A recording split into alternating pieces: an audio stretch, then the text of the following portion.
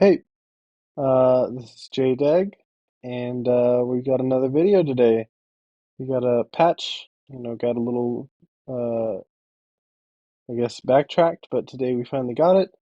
We got a whole lot of new cards. This one isn't necessarily going to be a live reaction. I already saw everything, but I figured it could be pretty fun. And yeah, let's start. We got Baron Zemo coming out as a new card. Yeah, let me just read all the new cards actually. We got a Baron Zemo. Fourth cost 6 power that says on reveal, add the lowest cost card from your opponent's deck here on your side. And this is actually really, really interesting. So let's just kind of look at decks and just kind of get an idea of like what we would be getting, right? So, and it's just so strange, right? Because you're getting the lowest cost, so it's kind of, I guess it's not actually terrible against like Thor. Like you steal their hammer, that's kind of cool. Maybe steal their Nebula, their Zabu, their Jeff. Yeah, so Jeff is probably gonna be something that you're gonna be stealing pretty often. Jeff and Nebula, stuff like that. Let me see, actually, like good decks. But yeah, like there's just it's pretty interesting. It's a baseline 4/6 plus extra stats. So if you're looking for just stats, it's really good. The awkward part is that, you're taking up two slots, but and you're making your opponent's draws better, likely by well, you assume that they don't want to be drawing their Nebula or Jeff on turn 5, basically, right? So you are making their draws better. But it does still seem pretty good. The awkward part is it's kind of not great as a season pass card. Like, there's not much to do building wise with the card. I don't know what kind of other synergies you could have that go alongside it, except for like a Zabu. Zabu's not even that great. I don't know. There's not much synergy involved, um, but it does seem pretty good stats wise. So pretty interesting at least. Red Hulk. So this is perfect flavor. 6 cost 10 power. When your opponent ends a turn with unspent energy, he gains +4 power if in hand or in play. And so this one's really, really just gonna kind of depend if you get him in hand early, right? So if you get him in hand early, because the most likely turns that they're gonna pass energy is on, turn 1 and 2, basically, right? Especially turn 1. And maybe if you're lucky, they lose energy in extra time. So basically, what you're looking at is if you draw this in your starting hand, then maybe this is a 6/18, maybe. And then, but the thing is, if you draw it mid game, then it's maybe a 6/14. And if you draw it on like the last turn or whatever, then it's probably going to be a 6/10. But no guarantees. So it seems like really good stats wise, but the thing is, it's kind of weird because you want to have it early, but if you have it early, it's a dead card. Um, so I'm not sure. Obviously, it's really good into high evolutionary and magic and stuff. And so maybe you just play this in a magic deck to get that extra turn where hopefully your opponent, isn't playing with magic in mind, and so then they have to float some energy. So really cool card. Uh, that's pretty exciting. But as for deck building, other than the magic kind of thing, there's not really much that you can do to influence your opponent into kind of not having something. Maybe the best you can do is like a Black Widow, right? Where you kind of deny a draw, where you give them less to play with, and as a result, they're not able to spend their energy. But other than that, there's not really much you can do deck building wise again with Red Hulk. Moving on to US Agent. So 2 cost 6 power, and he says ongoing -1 power for each of your other cards here. Really cool flavor. It's like kind of another similar to Punisher, where he's just kind of the opposite of Captain America. And my first thought when seeing this was that it was completely just reminded me how bad Captain America is. Because instead of going through the work of putting all these cards here, you don't have to go through any work. You play U.S. Agent, and then maybe another card, Miss Marvel, in the middle, and then you have what a 2 cost 5 power easy, right?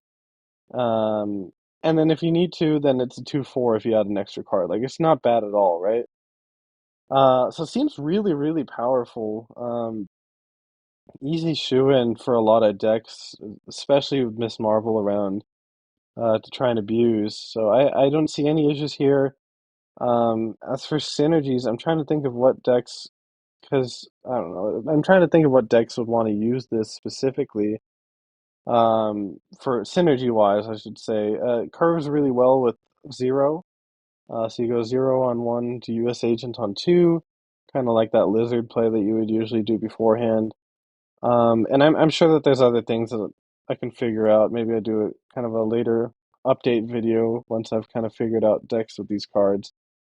Um, but seems pretty good. And then White Widow, this card looks really busted. It's the two cost two power that on reveal add a -1 power Widow's Kiss to your opponent's side of here.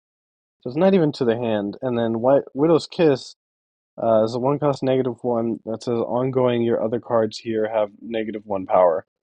So it's essentially kind of like a Soul Stone effect, right? Or a Spider Woman, but on a 2/2, as and you're also giving them a -1 power card that's taking up a space on their side of the board. Just seems absolutely kind of broken. So I could see this going to down to a 2/1. I could absolutely see this getting nerfed. It seems really good as is. And I would not want to play against this. Uh, as for deck building wise, right now you just shove it in everything. But maybe if they nerf it, then you're looking at kind of junk decks.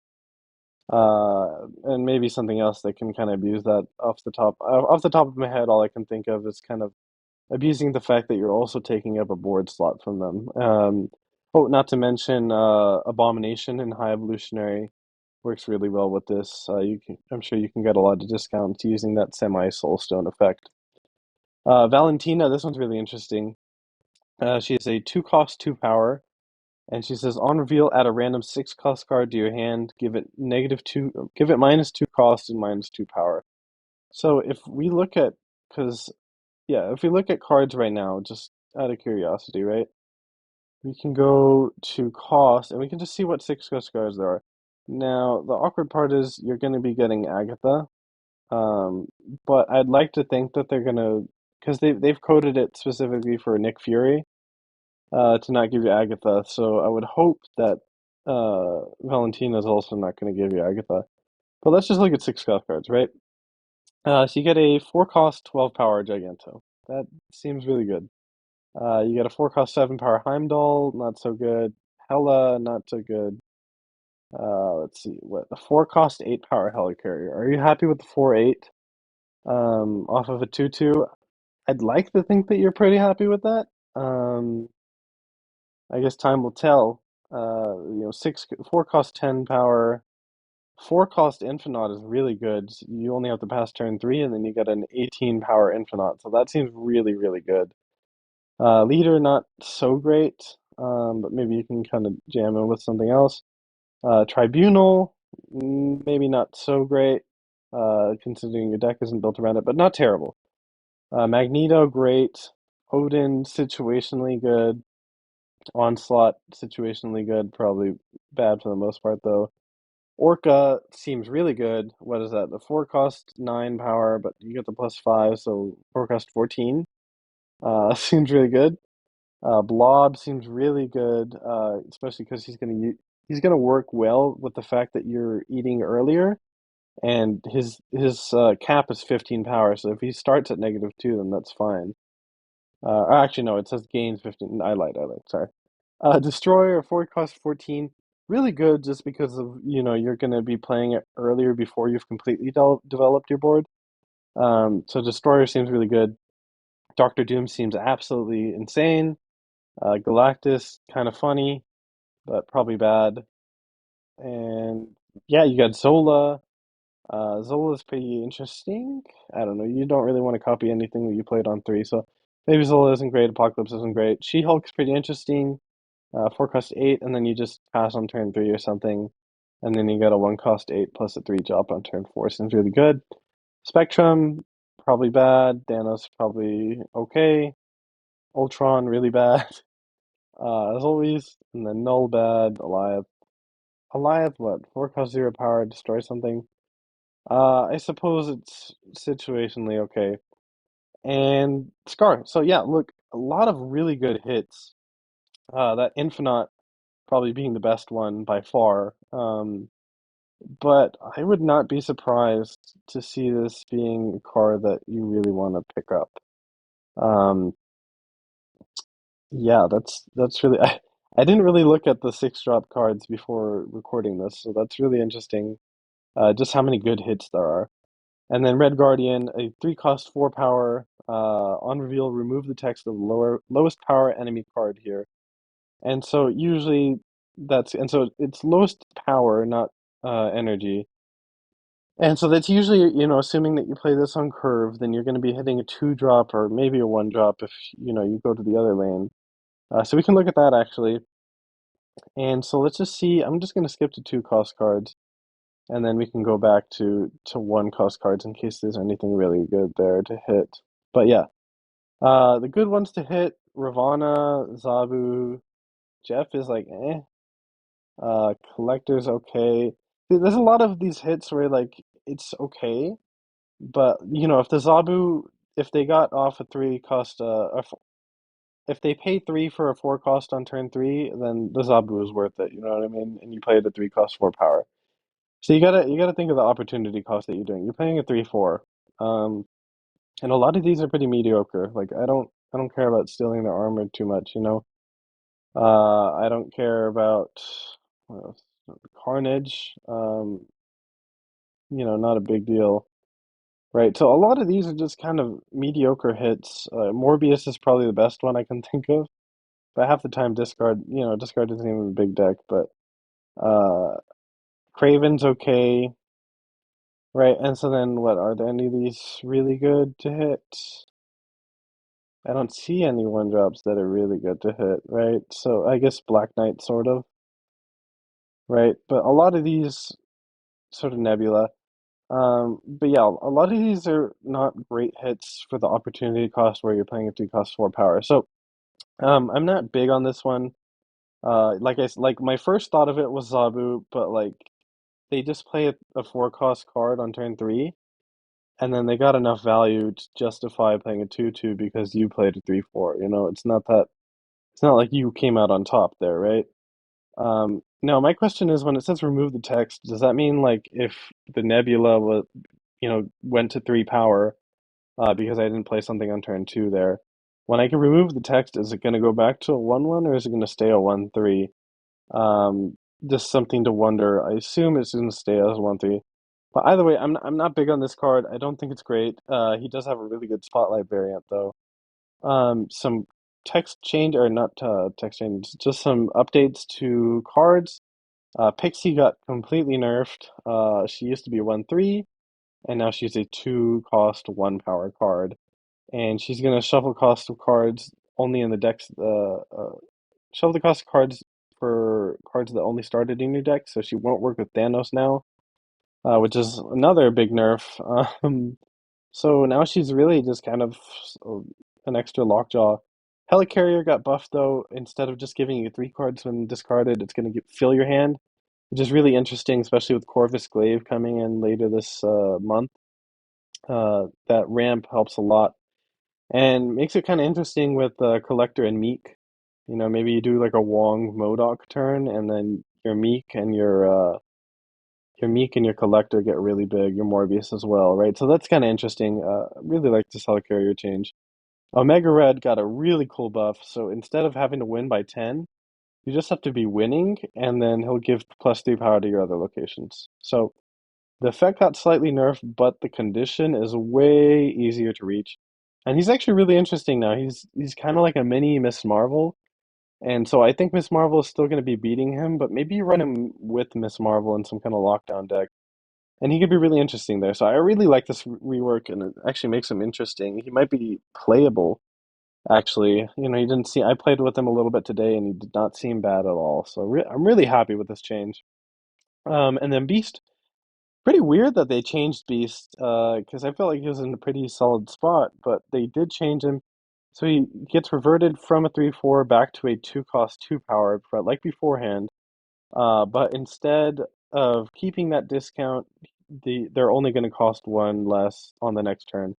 So what does that mean? So basically, sometimes you would be able to beast back your cards, and then you play back your one cost, and then you play Falcon, and then those one cost cards are still discounted by the beast, and so that's no longer going to work. As well as with Kitty. So Kitty was always really good with Beast when Kitty was good, and that's no longer going to work either. So, but it's now 2 cost 2 power, and so that makes it a lot easier to fit into turns. So, kind of a nerf and a buff.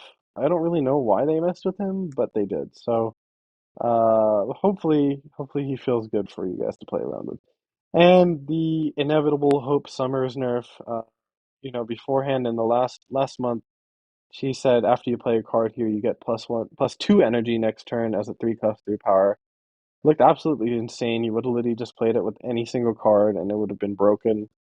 Um, but now she actually seems really interesting and cool and not broken, and she kind of really invites playstyles with Kitty Pride. So I really look forward to Hope Summers, and I hope that she's going to be pretty cool. I expect her to be pretty cool to play with. But moving on, we got a lot to look forward to. 3099 season, and then yeah, let's go over the spotlights. There's gonna be a new artist that's been kind of spotlighted in this month of April, and it's Victor Faro, and he has a lot of really really cool art coming up in this month. Um, he's got this Red Hulk, which looks insane. I really want this Red Hulk. This US, every single spotlight variant, I should say, is from him, and then I'll try to point out which others are coming from him. We got Sebastian Shaw, Echo, and Red Hulk in the first week. I'm not big on Sebastian Shaw and Echo. I know a lot of people like this Echo variant, but it's not for me. But this Red Hulk variant isn't. It's really cool looking. So if I have spotlight keys, I'll try to open him. I've been kind of splurging through mine, so we'll see if I have any left over by April. U.S. Agents, so coming out with Jeff and Mirage, so it seems like a really good week for a new player. Um, and so cute Jeff variant, cool Mirage variant. Not too big on the U.S. Agent Spotlight variant.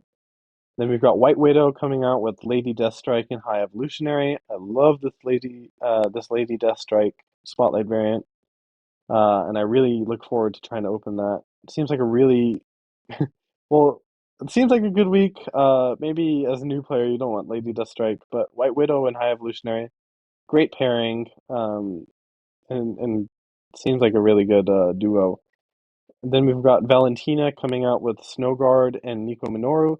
Really good week for me personally because I really like this Nico Minoru. I don't even own Snowguard, so I'd love to be able to get Snowguard finally. And then Valentina seems like a great card. And then in our last week, we've got Red Guardian coming out with Null and Blob. Uh, really cool Red Guardian variant. But overall, not too many Spotlight variants that I love. I think I love the Red Hulk, the Deathstrike, the Nico Minoru, and the Red Guardian, right? So moving on, then we've got two ultimates, a Silk and then a second White Queen ultimate. Surprisingly, really confusing why we're getting a second one when we haven't gotten a single one for a lot of cards.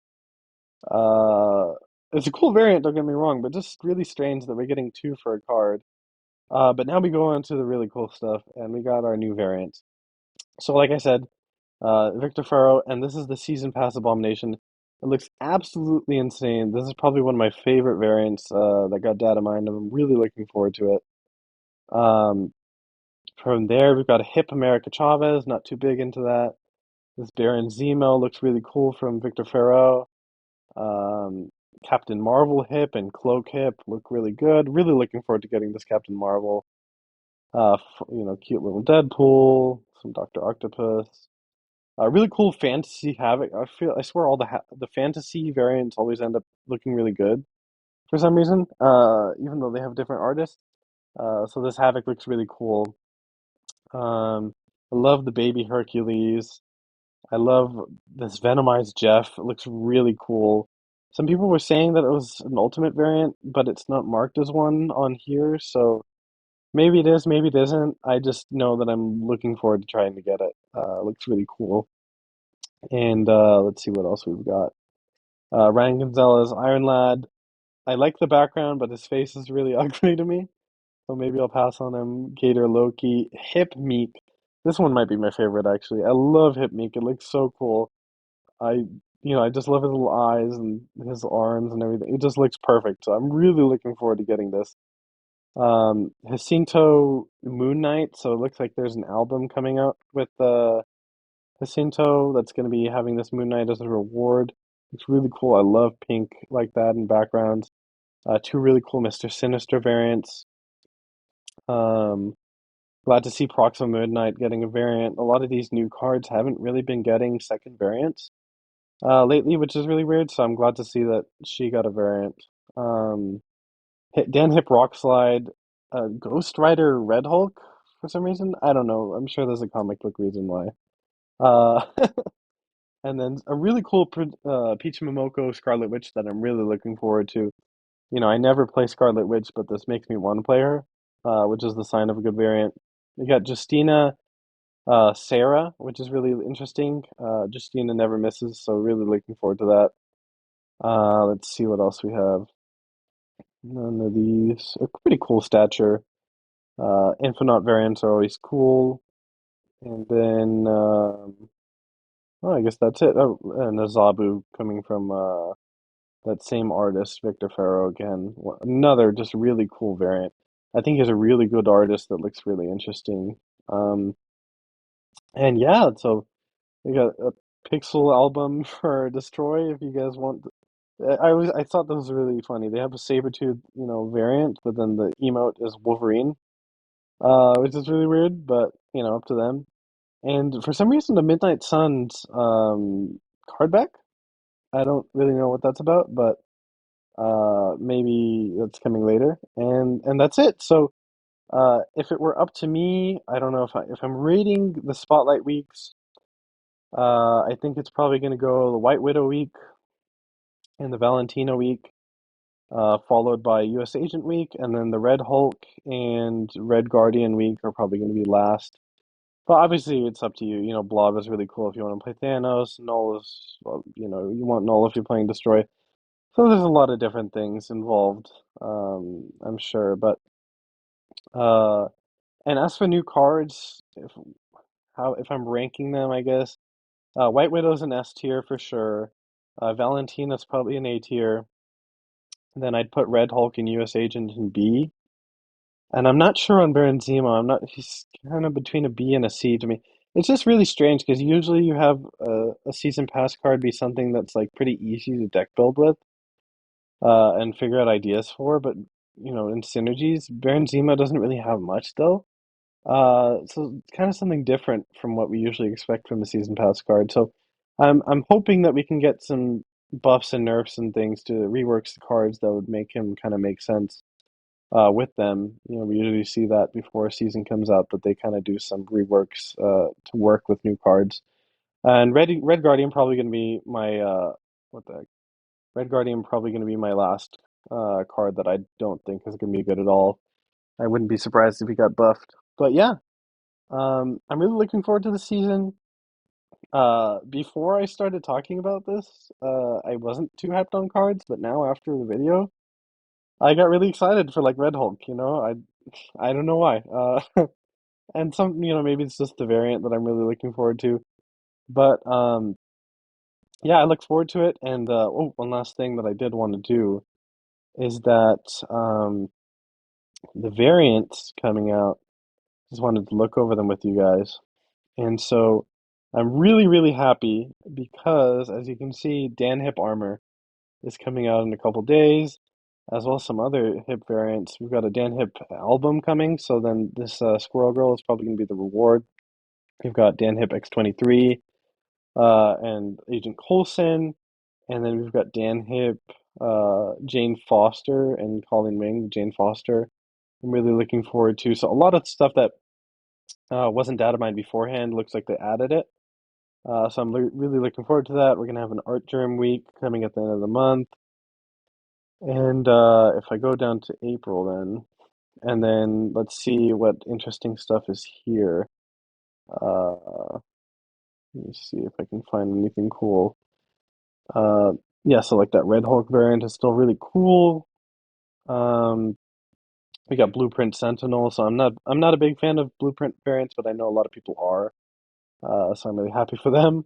And then a really cool Moon Knight variant, 3099 Sandman. I don't know why, but the background color has always been really cool to me. So maybe I end up getting this, I'm not sure. Really cool Omega Red. And let's see what else we got. The Mr. Sinister.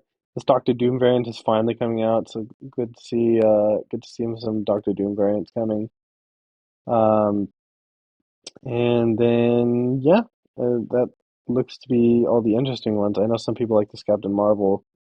Uh, Kim has seen to Nightcrawler coming out, and this M'Baku. And Dan Hip finally Dan Hip Domino. So really looking forward, really happy that they added these hips early on, and I'm really looking forward to that season. So thanks again for joining me, and I hope to kind of get another video out later, I guess, and try to give you guys some better content. Um, as for kind of deck building wise, with these cards, get a better idea later on. But for now, peace out, and I hope to see you guys later.